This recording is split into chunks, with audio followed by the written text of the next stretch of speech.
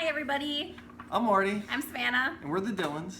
Hi. And this is our first YouTube video. Welcome to our YouTube channel. Yes. We are starting the foster care to adopt program again.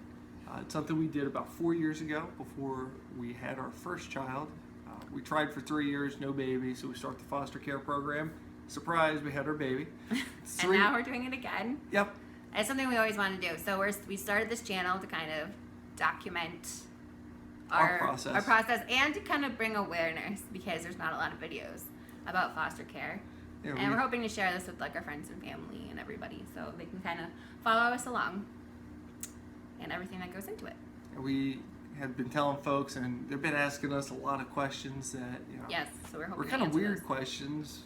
Well, they're not weird. Yeah, there's just not a lot. There's not people don't really know. It feels like a lot of misconceptions. Yeah, there's a lot of misconceptions. So we're gonna talk about that in this video. Yeah, fostering is something we always wanted to do. I always wanted to do it. My youngest brother is adopted, so I kind of went through some of the training stuff with my parents. But yeah, it is something we've always wanted to do just because there's a need for it, and we live in an area of Pennsylvania that could definitely need it. We could use more foster parents out there, and it's just so sad when you hear all the stories and you see things. Even in your own community, there was an incident in our own neighborhood that kind of there's things keep, I don't know, I guess they just keep driving into us like we need to do this, like we just keep feeling like we have to do this, we have to do something, especially with this this past year with the whole political climate, people complaining, like you hear all these people and see people complaining online, all the comments about just, I don't know, all the people fighting over different things.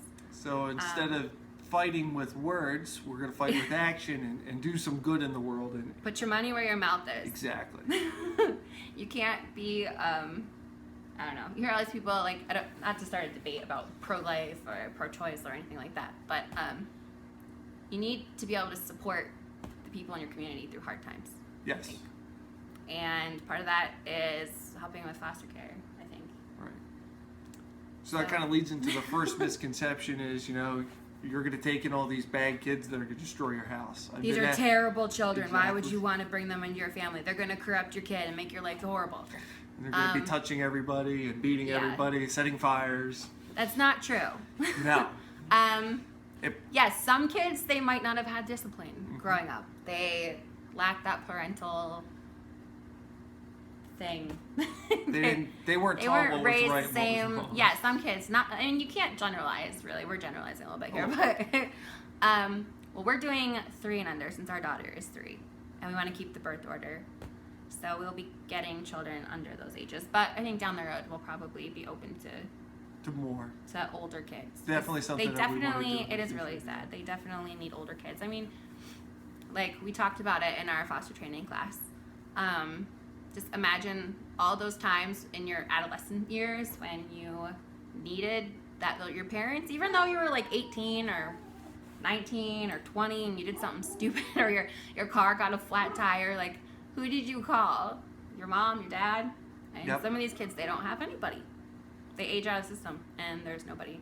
So further down the line, I think we want to take older kids, but right now we're sticking with the littler ones. Yes. Sorry, our dog's barking. So I guess going back to the misconceptions, the reason why people have that perception is because kids are moved like all the time in foster care programs. So, you know, we're dealing with an agency that tries really hard to match really well so that you're not bouncing a child from one home to another.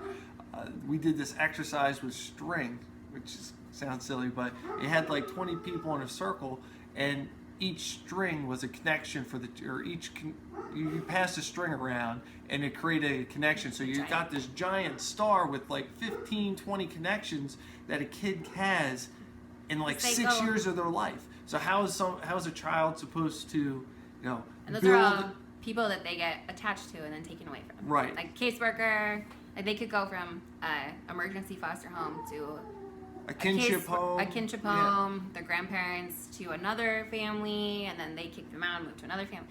And different things come up, and they get moved around a lot. And then they get attachment disorder.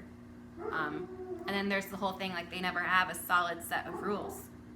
It's Yeah. kind of hard to. So you go from one foster Like- family that says, you know, you have to go to bed by 8.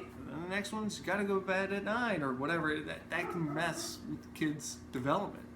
And That's then- really basic, but Yeah. there's other things. And that they have a can hard be time worse. trusting Correct. sometimes. So they're trying to not do that as much anymore. But yeah, so not all the kids are going to be these horrible monster children. A lot of them are just they're just normal, sweet kids that just want to be loved and have a stable home. What So. was the other one?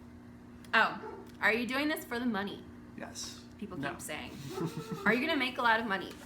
How many kids do you need to make a lot of money? No, you don't make money doing this. No. You make more money if you had an in-home daycare. So if you're trying to do this for the money, don't be a foster parent for the money. Because you literally get paid, you get reimbursed Once a a month, and they pay a daily rate. Sorry, our dog is like going crazy. There must be a person outside. Yeah. They pay somewhere between 20, in Pennsylvania, it's between 20 and I think $28 is the most. Yes. And it depends on the level of care. If the child needs like, if they're really medically fragile, then that's around the $28 a day range. Just your average, like a normal healthy kid And- is around $20 a day. Yep. So that money goes towards, you know, All the things food, you have to buy, clothes. It goes for their medical expenses. housing, like utility costs that might go Right. up. But then you think about like how much are you going to spend on if you have a baby, formula, diapers, all that stuff. You're not making money off of this. You're not going to get rich or anything like that. No. But yeah, so definitely don't be a foster parent for the money. I mean, you'd make more money like dogs. If you look at the rate, like if we have 2 dogs, if you look at the cost to kennel your Babysit dog, dogs. kennel your dog for a night is like $50 a night. So yeah, you make much more money doing that than being a foster parent. You have to have your heart into it. Right. What's the other thing? I guess how you get to choose the child. People, I don't Oh, know. yeah, People people- ask us like there's just a collection of kids. Like, in they a think glass that, like- box like that we any can child is just not gonna- not that one, but we'll take this one. That's not how what we're gonna do Well, works. you get that, but people like keep thinking we're gonna get like a crazy 18-year-old or like that we have to take any. You don't have to accept any placement, and it sounds terrible, Yeah. but you have to think of what works for your family. So we specified under 3 years old and either girl or a boy, Right. and So- they'll call us for those placements and siblings. We're okay Right. with siblings if they're under 3, so we could get 1 or more kids. So trying to avoid what I was talking about earlier with all the different movements for the child. If they have a 16-year-old that needs a place to go, and you know we're not situated to have a 16-year-old, it makes no sense to send the child here Yeah. for a couple weeks and just go, well, it's not working out. They have to go to a different foster home, and then a month later they're in somebody else's home.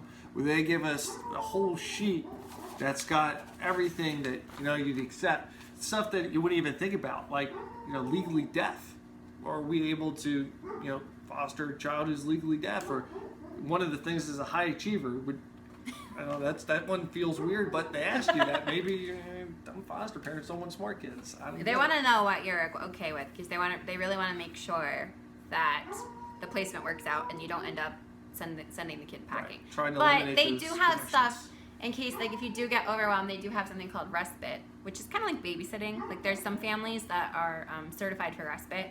So if you do have something, if you need a week off, which I don't feel like I would want to use that as much, No. but I could see if you have like a bunch of siblings and you get overwhelmed and Yeah. you just need a break for a day or two.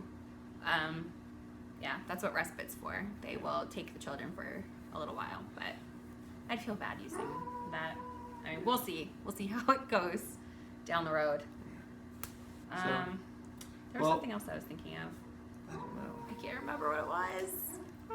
We are not good at this. This is No. our first video. This is our first try. So give us a like for our first try and share the video. And in a Subscribe couple to days, us. Yep, we'll post something else when we get closer to going through some Yeah, of our we're doing checklists. different topics. Yeah. Oh, where we are in our process right now. Yeah. We didn't talk about that. Now we'll talk about that on the next one. This was welcome. This was So thank you for watching. yeah, thanks for watching. Take it easy.